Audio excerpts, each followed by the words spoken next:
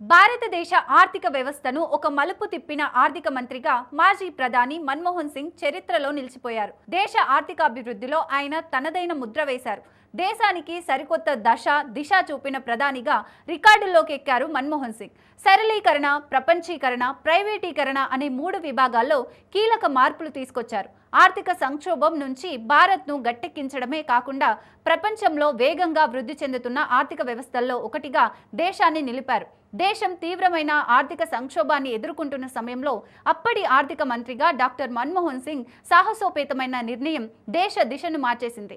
భారతదేశాన్ని రక్షించడానికి RBI, reserve bank of ఇండియాకి చెందిన 44 టన్నుల బంగారాన్ని తాకట్టు పెట్టి చరిత్ర సృష్టించారు. నిజానికి 1991లో భారతదేశ విదేశీ మారక ద్రవ్య నిల్వలు కేవలం $1.2 బిలియన్ తగ్గాయి.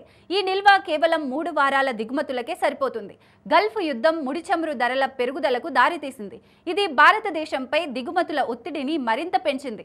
భారతదేశం వివిధ అంతర్జాతీయ సంస్థల నుంచి భారీ రుణాలు తీసుకుంది. దానికోసం తిరిగి చెల్లించడానికి విదేశీ మారక ద్రవ్యం నిండుకున్నాయి. 1980లో తీసుకున్న ఆర్థిక విధానాలు భారతదేశాన్ని అప్పుల్లోకి, అధిక ఆర్థిక లోటులోకి నెట్టాయి. అప్పటి ప్రధాని పివి నరసింహారావు నేతృత్వంలో ఆర్థిక మంత్రిగా డాక్టర్ మన్మోహన్ సింగ్ సాహసోపేతమైన నిర్ణయం తీసుకున్నారు. అంతర్జాతీయ మార్కెట్లో భారత్ 44 టన్నుల బంగారాన్ని తాకట్టు పెట్టింది. ఈ బంగారాన్ని స్విట్జర్లాండ్, బ్యాంక్ ఆఫ్ ఇంగ్లాండ్కు పంపారు. ఇది భారతదేశానికి $600 మిలియన్ రుణాన్ని పొందేందుకు సహాయపడింది. ఈ డబ్బును విదేశీ అప్పులు చెల్లించడానికి, దిగుమతులు నిర్వహించడానికి ఉపయోగించారు. బంగారాన్ని తాకట్టు పెట్టడం అవమానకరమైన పరిస్థితిగా పరిగణించారు. ఎందుకంటే బంగారం భారతదేశం ఆర్థిక శ్రేయస్సు, సాంస్కృతిక చిహ్నం. ఈ నిర్ణయం ప్రజలతో పాటు రాజకీయ నాయకుల్లో విమర్శలు ఎదుర్కొంది.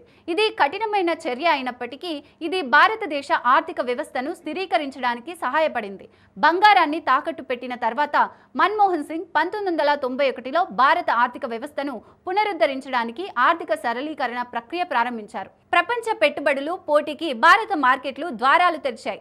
సైలెన్స్ రాజ్ రద్దు చేశారు. విదేశీ కంపెనీలు భారత మార్కెట్లోకి ప్రవేశించేందుకు అనుమతులు ఇచ్చాయి. దిగుమతి, ఎగుమతి నియామకాలు సరళీకృతం చేశారు. ఆ తర్వాత భారత ఆర్థిక వ్యవస్థ వేగంగా వృద్ధి చెందింది. భారతదేశం అభివృద్ధి చెందుతున్న ప్రపంచ శక్తిగా చూడడం ప్రారంభించింది. బంగారాన్ని తనఖా పెట్టడం భారతదేశ చరిత్రలో ఒక ముఖ్యమైన ఘట్టం. మన్మోహన్ సింగ్ తీసుకున్న ఈ నిర్ణయం వల్లనే భారతదేశం నేడు బలమైన, స్థిరమైన ఆర్థిక శక్తిగా మారింది.